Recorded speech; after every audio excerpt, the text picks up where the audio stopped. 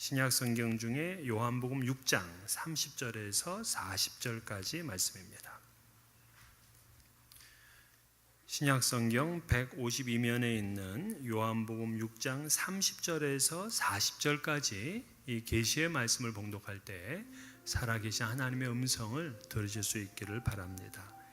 그들이 묻되 그러면 우리가 보고 당신을 믿도록 행하시는 표적이 무엇이니까 하시는 일이 무엇이니까 기록된 바 하늘에서 그들에게 떡을 주어 먹게 하였다 함과 같이 우리 조상들은 광야에서 만나를 먹었나이다. 예수께서 이르시되 내가 진실로 진실로 너희에게 이르노니 모세가 너희에게 하늘로부터 떡을 준 것이 아니라 내 아버지께서 너희에게 하늘로부터 참떡을 주시나니 하나님의 떡은 하늘에서 내려 세상에 생명을 주는 것이니라. 그들이 이르되 주여 이 떡을 항상 우리에게 주소서. 예수께서 이르시되 나는 생명의 떡이니 내게 오는 자는 결코 줄이지 아니할 터이요 나를 믿는 자는 영원히 목마르지 아니하리라. 그러나 내가 너희에게 이르기를 너희는 나를 보고도 믿지 아니하는도다 하였느니라. 아버지께서 내게 주시는 자는 다 내게로 올 것이요 내게 오는 자는 내가 결코 내쫓지 아니하리라. 내가 하늘에서 내려온 것은 내 뜻을 행하려 함이 아니요 나를 보내신 이의 뜻을 행하려 함이니라. 나를 보내신 이의 뜻은 내게 주신 자 중에 내가 하나도 잃어버리지 아니하고 마지막 날에 다시 살리는 이것이니라. 내 아버지 뜻은 아들을 보고 믿는 자마다 영생을 얻는 이것이니 마지막 날에 내가 이를 다시 살리리라 하시니라. 아멘. 지난 주일 썩을 양식과 영생의 양식에 대한 말씀을 드렸습니다. 오늘 본문도 이 영생의 양식에 대한 그 계속된 주제입니다. 그러니까 지난 주간에 영생의 양식 그리고 오늘의 생명의 떡, 이것들은 모두 다 오병이어 기적과 관련이 된 이야기입니다. 예수님께서는 물고기 2마리와 보리떡 5개로 수만 명의 굶주린 군중들을 배부르게 먹이는 기적을 베풀었습니다. 이 기적은 너무나 경이로운 일이었기 때문에 네 복음서 기자들이 모두 다 자신들의 복음서에 기록을 했습니다. 마태, 마가, 누가는 이 신비하고 놀라운 기적을 복음서에 기록함으로써 예수 그리스도의 능력을 만천하에 공포를 한 겁니다.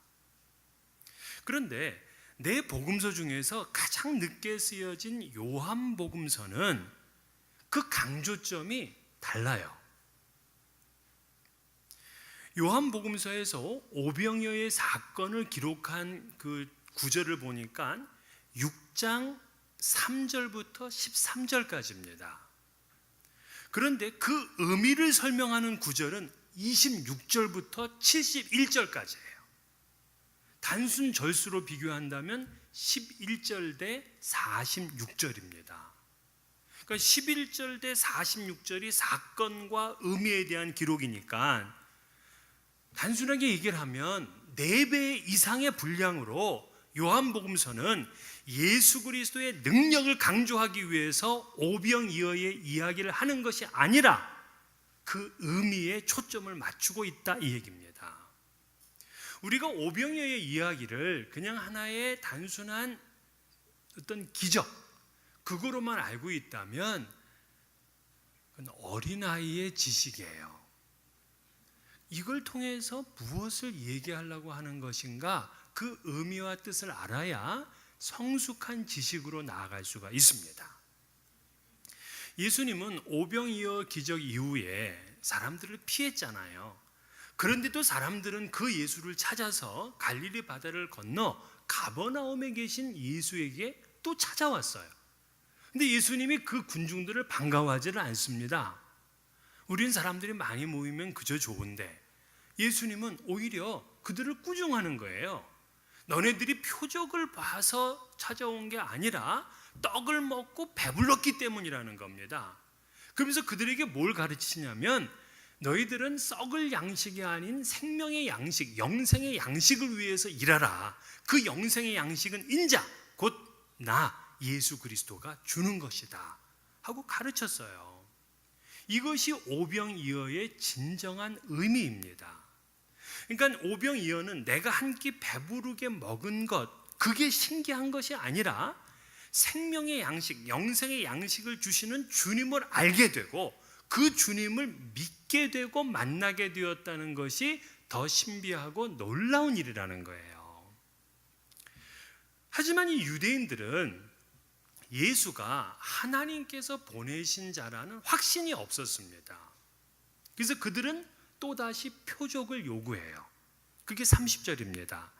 그들이 묻되 그러면 우리가 보고 당신을 믿도록 행하시는 표적이 무엇이니까? 하시는 일이 무엇이니까? 그러니까 이들이 요구하는 건 뭐냐면 오병이어의 기적, 그 일회적인 사건으로만 끝나는 것이 아니라 계속적으로 우리에게 먹을 것을 공급해 줄 수 있는 그러한 사인을 보여달라는 거예요. 여러분, 표적을 구하는 신앙은 불안하고 위태롭습니다. 광야의 이스라엘 백성들 보세요. 그들은 광야에서 엄청난 표적을 받습니다. 10가지 이적이 애굽 땅에서 일어났고요. 그들이 홍해를 건넜습니다. 걸어서. 그리고 또한 쓴물이 단물로 바뀌는 것도 봤어요. 반석을 쳐서 물을 얻어 먹었습니다. 그리고 아말렉하고 전쟁을 할 때 두 손을 들면 이기는 거예요. 그리고 고기를 먹고 싶다고 하니까는 30일 동안 메추라기를 보내주셨어요. 수없이 많은 표적을 그들은 확인한 겁니다. 경험했어요. 그런데도 하나님께서 그들을 뭐라고 평가하셨느냐? 민수기 14장 22절, 내 영광과 애굽과 광야에서 행한 내 이적을 보고서도 이같이 10번이나 나를 시험하고 내 목소리를 청종하지 아니한 그 백성들, 이렇게 얘기를 했어요. 그들은 이적을 그렇게 가깝게 보고 수없이 많은 표적을 체험을 했는데도 계속해서 하나님을 시험합니다. 그리고는 결국 그 말씀을 순종하지 않았어요. 표적은요, 사람의 호기심을 자극합니다. 그리고 그의 허영심을 만족시켜 줍니다. 하지만 그에게 참된 믿음을 넣어주지는 못해요. 왜냐하면 표적 중심의 신앙인들은요, 표적이 또 나타나지 않으면 그 믿음이 흔들립니다. 예수님의 제자들 보세요. 예수님의 제자들만큼 표적을 많이 본 사람들이 어디 있겠습니까?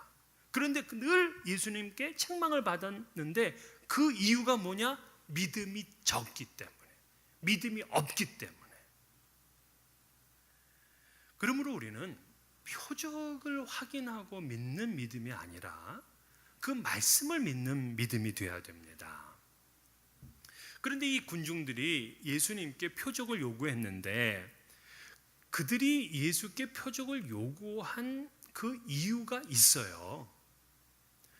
하나님께서 모세에게 처음 만나를 내려주시겠다 하는 내용이 어디 나오냐면 출애굽기 16장에 나옵니다. 4절에 보면 그때 여호와께서 모세에게 이르시되 보라 내가 너희를 위하여 하늘에서 양식을 비같이 내리리니 백성이 나가서 일용할 것을 날마다 거둘 것이라. 즉 하늘에서 양식을 비같이 내릴 것이니까 너희들은 그냥 양식을 매일 거두라, 이 얘기입니다. 이거를 근거로 해서 유대인들은 모세가 하늘에서 양식을 내려줬다 이렇게 믿었어요. 게다가 미드라시라는 유대인 유명한 주석서가 있는데 이 주석서에 보게 되면 메시아가 와서 그가 다시금 만나를 내려줄 것이다 하는 예언이 기록되어 있습니다. 그러니까 첫 번째 구원자인 모세를 통해서 만나를 먹은 것처럼 마지막 구원자인 메시아를 통해서 우리가 또다시 만나를 먹을 것이다, 그러한 믿음을 가지고 있었다는 거예요. 그러니까 예수께서 당신이 메시아라고 하니까 그렇다면 그 표적인 만나를 지금 한번 내려보십시오, 이 얘기입니다. 그래서 내가 죽을 때까지 그 만나를 먹을 수 있게 해보라는 거예요. 예수님이 이걸 이제 바로 잡죠. 32절은 모세가 너희에게 하늘로부터 떡을 준 것이 아니라 내 아버지께서 너희에게 하늘로부터 참떡을 주시나니. 하나님께서 모세 시대에 만나를 내려주셨는데 또 지금은 하나님께서 하늘로부터 참떡을 내려주셨다는 거예요. 이 떡이 생명의 떡이라 이렇게 말씀하셨어요. 그런 떡이 있으면 얼마나 좋습니까? 여러분 집에 매일 아침 문을 열면 거기에 신선하고 따끈한 모닝빵이 탁 배달되어 있으면 그걸 여러분 죽을 때까지 그런 일이 있으면 얼마나 좋습니까? 유대인들은 그런 생각이었어요. 그래서 이 무리들이 곧바로 오늘 본문이면 뭐라고 얘기를 하냐면 주여 이 떡을 항상 우리에게 주소서, 이렇게 얘기를 해요. 이 사람뿐만이 아니에요. 사마리아 여인, 예수님께서 뭐라 그러시냐면 내가 주는 물을 마시는 자는 영원히 목마르지 아니하리라 라고 얘기하니까 사마리아인이 곧바로 뭐라 그랬습니까? 그런 물을 내게 주사, 목마르지도 않고 또 여기 물 길러 오지도 않게 하옵소서 하고 부탁을 해요. 이들의 경험과 한계로 예수님의 말씀을 인식하지를 못하고 있어요. 오늘 본문의 이 무리들도 마찬가지로 포인트를 잡지 못하고 있는 겁니다. 그러면 예수가 주는 영생의 양식은 뭔가? 오늘 본문은 이제 한 걸음 더 말씀이 나아가는데 어려워요. 35절, 나는 생명의 떡이니 내게 오는 자는 결코 줄이지 아니할 터이요 나를 믿는 자는 영원히 목마르지 아니하리라. 자, 우리 지난 시간에는 예수님이 나는 영생의 양식을 주는 사람이라 그랬어요. 근데 이번에는 본인이 생명의 떡이래요. 48절에서도 내가 곧 생명의 떡이니라 하고 말씀을 하셨어요. 여러분, 떡을 주는 것과 내가 떡이 되는 것과는 달라요. 그 동물원의 사육사가 맹수들에게 양식을 줍니다. 그러면 우리 그 신기하게 잘 보잖아요. 이것과 사육사가 자기가 먹이가 되는 거하고는 이건 너무나 다른 얘기예요. 이거 무서운 얘기예요. 큰 사고입니다. 예수님이 큰 사고를 치셨어요. 생명의 양식을 주시는 분뿐만이 아니라 이분 자신이 생명의 떡이 되었다는 거예요. 마치 펠리컨을 생각나게 하는데요. 이 조류 중에서 가장 모성애가 강한 새를 펠리컨이라고 하잖아요. 그러니까 펠리컨은 가장 이 공중을 나르면서 먹이를 주워다가 자기 새끼들에게 하나씩 하나씩 먹입니다. 그런데 먹이를 못 구해서 이 새끼들이 실신을 하게 될 때가 있어요. 새끼들이 실신하면 이 어미는 자기의 혈관을 찢습니다. 그리고 피를 새끼에게 먹여요. 그러면 실신했던 이 새끼들이 소생을 합니다. 그런 다음에 자기 살을 파가지고 그 새끼들에게 준다는 거예요. 그래서 기력을 회복시키는 겁니다. 그래서 서양에서는 사랑과 희생의 상징으로 이 펠리컨이라는 새를 이야기한다고요. 그러니까 펠리컨의 모습을 보게 되면 예수 그리스도의 모습이 있는 거죠. 그래서 그 성 토마스라는 분은요, 이 성체 찬미에서 뭐라고 불렀냐면 예수님을 주 예수 사랑 깊은 펠리컨이요 이렇게 불렀어요. 예수님을 펠리컨이라고 불렀어요. 그렇게 기도할 정도로 이 펠리컨은 정말 대단한 사랑과 희생을 보여줘요. 그러면 오늘 예수님이 말씀한 생명의 떡이라는 얘기가 바로 그런 얘기인가? 그럼 우리는 이분의 살을 먹고 그의 피를 마시면서 영생을 얻는 것인가? 물론 우리가 하는 성찬식, 그 성찬식에는 그런 이미지를 가지고는 있어요. 그러나 천주교에서 말하는 것처럼 떡이 예수의 몸이고 포도주가 예수의 피다 하는 건 아니에요. 우리가 성찬식 때 예수의 살을 먹고 예수의 피를 먹는 건 아니에요. 여러분, 그건 끔찍한 이야기입니다. 지금까지 우리는 성찬을 하면서 그렇게 이해하는 분들이 있어요. 잘못된 거예요. 아니, 어떻게 자기를 구원한 사람의 피를 먹고 살을 뜯어 먹냐고요. 웨스터민스터 신앙고백 제29조 주의 만찬에 관하여 라는 신조를 보게 되면 그런 이야기는 이성적으로도 상식적으로도 성경적으로도 맞지 않는다 그랬어요. 우리가 떡과 잔을 받을 때 그분의 살과 피를 먹는 게 아니에요. 그럼 뭐냐?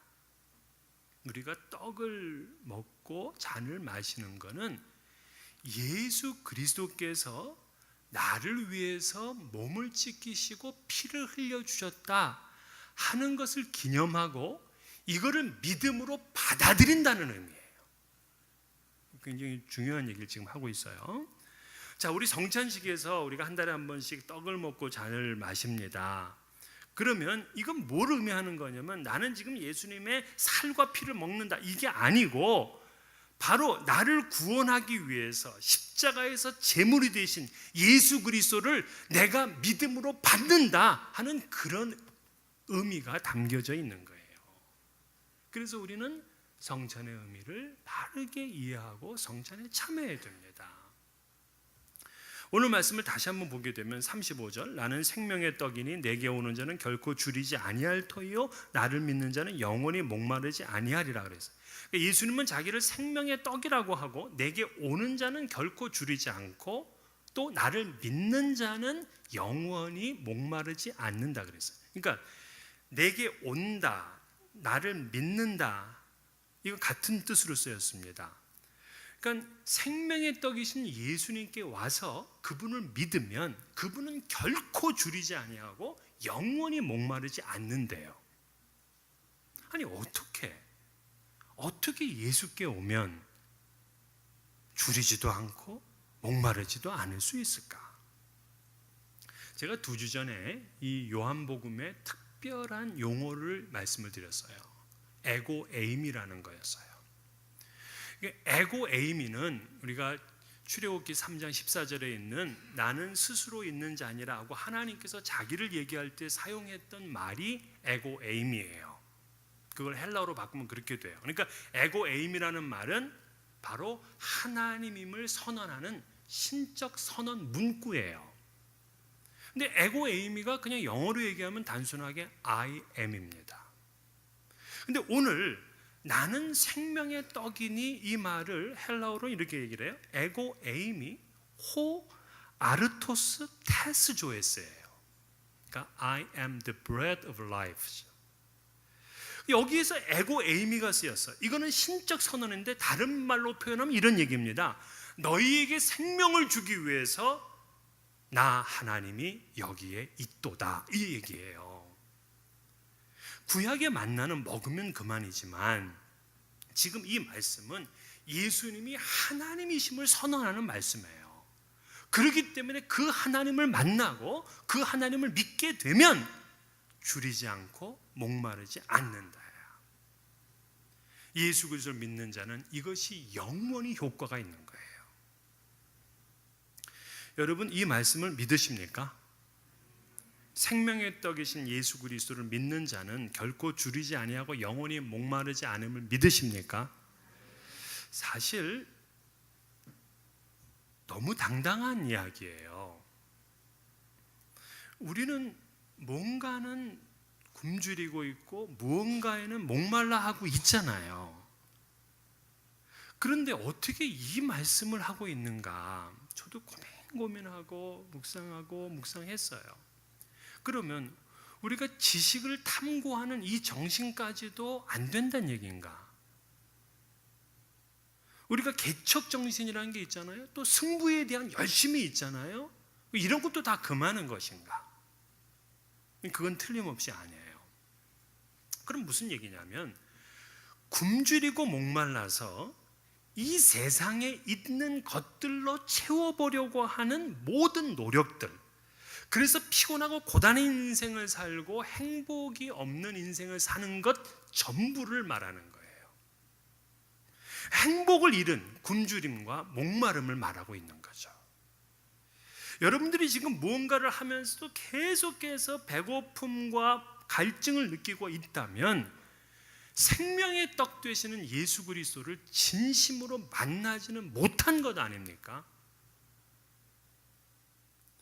예수 그리스도를 믿는 사람들은 어떤 고백을 하며 사느냐? 바울 사도 빌립보 4장 11절 12절 어떠한 형편에든지 나는 자족하기를 배웠노니 나는 비천에 처할 줄도 알고 풍부에 처할 줄도 알아 모든 일 곧 배부름과 배고픔과 풍부와 궁핍에도 처할 줄 아는 일체의 비결을 배우노라. 바울은 아무 열정이 없는 사람이 아니었어요. 굉장한 열정을 가지고 있었습니다. 그런데 그 많은 열정을 가지고 있었지만 그는 어떠한 형편이든지 배고프든지 배부르든지 풍부에 처하든지 비천에 처하든지 모두 자족했다는 겁니다. 그러니까 이 사람은 이 세상의 풍요로움과 이 세상의 배부름에 대한 전혀 갈증이 없어요. 아무리 누가 잘 먹고 잘 산다 그것 때문에 부러운 생각이 단 1%도 없습니다. 심지어 바울은 우리가 살아도 주를 위해 살고 죽어도 주를 위하여 죽나니 그러므로 사나 죽으나 우리가 주의 것이로다 그랬어요. 죽음이 앞에 있는데도 이 세상 것에 대해서 전혀 목말라 하지를 않아요. 다윗도 그랬어요. 여호와를 목자 삼았기 때문에 생명의 떡을 맛보았던 이 사람도 역시 부족함이 없도다 그랬어요. 자신의 인생의 잔이 넘친다고 고백을 했습니다. 그러니까 생명의 떡을 맛본 사람들, 바로 예수 그리스도를 진정 믿는 사람들은 삶과 죽음, 가난과 부유함, 원수의 목전, 사망의 음침한 골짜기에 있더라도 배고파하거나 목말라 하지를 않아요. 이 스데반은 돌에 맞아 죽습니다. 돌을 조그만 거에 맞아도 여러분 얼마나 아픕니까? 돌에 맞아 죽는데도 그 얼굴이 천사의 얼굴이었어요. 세상 것에 대해서 전혀 배고파하거나 목말라 하지를 않아요. 근데 어떤 성도는 아무 핍박이 없는 교회를 와서 그렇게 맛있는 음식을 먹는데도 죽을 인상이야. 그거는 안 되죠. 생명의 떡을 먹은 사람은요 부족함이 없어요. 진정한 만족을 누려요. 어떠한 형편에 처하든지 감사할 수 있어요. 바울 사도가 데살로니가 교회에 편지하면서 너희를 향한 하나님의 뜻이 이거다 하고 세 가지를 얘기를 하잖아요. 바로 항상 기뻐하라, 쉬지 말고 기도하라, 범사에 감사하라, 이는 그리스도 예수 안에서 너희를 향하신 하나님의 뜻이라 그랬어요. 어떻게 그런 삶을 살 수 있을까? 어떻게 항상 기뻐하고 쉬지 말고 기도하고 범사에 감사하고 생명의 떡을 진짜 맛보지 못한 사람은 죽었다 깨나도 이거 이해가 안 되는 거예요. 이건 이해가 돼. 항상 심으로 가라. 범사에 투덜대라. 쉬지 말고 세상 쾌락을 즐겨라. 어떻게 모든 상황 가운데 감사하고 모든 형편 가운데 기뻐할 수 있을까? 진짜 생명의 떡이신 주님 만나면 굶주리지도 않고 목말라 하지도 않습니다. 그 왜 그러냐면요, 우리 주변에 크고 작은 장애물들이 참 많아요. 그것 때문에 늘 염려가 되고 불안하고 두려운 겁니다. 마치 배 한 척이 이렇게 바다 위를 가려고 하는데 암초들이 막 이렇게 있다 그러면은 그것 때문에 이게 두렵잖아요. 그런데 이 밀물이 돼가지고 그냥 해수면이 크게 불어나 있어가지고 그 암초 위를 갖다가 배가 마음대로 지나갈 수가 있으면은 아무 걱정할 일이 없어요. 세상에 많은 암초들이 있지만 우리가 은혜의 수위를 높여보면은 걱정이 안 되는 거예요. 이것이 바로 세상의 문제들을 하늘의 것으로 푸는 고수의 비법이거든요. 하수들은 늘 세상에 있는 문제를 세상 것으로만 풀려고 하니까 항상 힘들고 어렵고 얼굴은 지쳐 있어요. 고수가 되기를 축원합니다. 고라 자손이 쓴 시편을 보니까 하나님은 우리의 피난처시오 힘이시니 환난 중에 만날 큰 도움이시라. 그러므로 땅이 변하든지 산이 흔들려 바다 가운데 빠지든지 바닷물이 솟아나고 뛰놀든지 그것이 넘침으로 산이 흔들릴지라도 우리는 두려워하지 아니하리로다. 저도 이 말씀을 이번 주 중에 계속해서 생각하면서 아니 어떻게 이게 안 무서울까? 갑자기 산이 흔들려가지고 바다에 빠지는 일이 일어나고 그리고 바닷물이 막 솟아나고 뛰놀아서 내가 탄 배로다가 다 넘치는데 그런데도 어떻게 요동하지 않고 두려워하지 않을 수 있냐고요. 생명의 떡이신 예수 그리스도를 진심으로 맛본 사람들은 이렇게 두려워하지는 않습니다. 하나님이 피난처 되시기 때문에 그러죠. 이것이 예수를 믿는 사람의 참된 모습이며 참된 고백이에요. 근데 군중들은 그 예수를 못 믿겠는 겁니다. 참 이게 얼마나 답답해요. 그들은 조상적부터 하나님을 믿어왔는데 자기는 오병이어의 기적을 현장에서 목격하고 자기는 그 음식을 먹어본 사람들이잖아요. 그런데도 못 믿어. 우리는 무슨 뭐 예수님이 그 오병이어 하는 거 뭐 보기로 했습니까? 뭐 그거 한 조각 먹어보기로 했습니까? 그런데도 믿어. 왜 그럴까? 그 현장에서 보고도 못 믿고 우리는 안 보고도 믿고. 그 이유를 37절에서 이렇게 얘기를 해요. 아버지께서 내게 주시는 자는 다 내게로 올 것이요 내게 오는 자는 결코 내쫓지 아니하리라. 그러니까 아버지께서 예수께 주신 분들은 예수께 다 올 것이고 예수는 그분들을 다 영접하겠다는 거거든요. 그런데 거꾸로 얘기를 하면 그러면 아버지께서 예수께 주지 않는 사람들은 어떻게 되냐고요. 이분들은 예수께 못 가잖아요. 예수는 못 믿잖아요. 그들은 예수님께 나오지 않고 믿음을 가질 수가 없기 때문에 생명의 떡을 먹을 수가 없어요. 결국 그 죄로 인해서 영원한 멸망을 당할 수밖에 없습니다. 그러나 예수님께 나아가는 자는 하나님께서 택한 사람이고 예수님은 결단코 이 사람을 내쫓지를 않는다. 이 말이 얼마나 은혜스러운 말씀인지 몰라요. 제가 중학교 다닐 때 당시 교회에서는 토요 집회라는 게 있었어요. 그래서 오전 수업 끝나고 학교에서 오후가 되면 교회를 갑니다. 근데 교회를 가는데 그때 전도사님이 계셨는데 마가복음을 가르치셨어요, 우리한테. 근데 그때 그 마가복음에서 배운 한 구절이 굉장히 저를 힘들게 하더라고요. 그 말씀이 뭐냐면 마가복음 8장 31절 말씀이었어요. 누구든지 이 음란하고 죄 많은 세대에서 나와 내 말을 부끄러워하면 인자도 아버지의 영광으로 거룩한 천사들과 함께 올 때 그 사람을 부끄러워하리라. 사실 중학생이 학교에서 도시락을 먹을 때 기도하고 먹으려고 하니까 좀 부끄럽다고. 그리고 누군가에게 전도하라 그래서 전도하려고 하면은 이게 부끄러운 일이다. 이렇게 부끄러우면 주님께서 마지막 날에 나를 부끄러워해서 외면할 거 아닌가. 이게 마음에 부담이 되는 거예요. 이 중학생의 마음에. 여러분들은 부담 안 돼요? 그런데 오늘 말씀 뭐라 그래요? 내게 오는 자는 내가 결코 내쫓지 아니하리라. 우리 주님께 나아가는 사람은 주님이 하나도 버리질 않아. 아버지의 뜻이 그랬대요. 자신에게 주는 자는 한 사람도 잃어버리지 않고 다시 살리는 거래요. 그래서 예수 그리스도를 믿는 자마다 영생을 얻고 마지막 날에 부활하게 하는 것, 그게 바로 아버지의 뜻이기 때문에 당신은 그 일을 이루신다 약속을 하신 거예요. 여러분, 이 시간 여러분 모두를 생명의 떡상으로 초청합니다. 주님께 나오셔서 모두 영생을 누리시는 것이 하나님의 뜻입니다. 생명의 떡이신 예수 그리스도를 믿고 영생의 복을 누리시는 여러분 되시기를 주의 이름으로 축원합니다.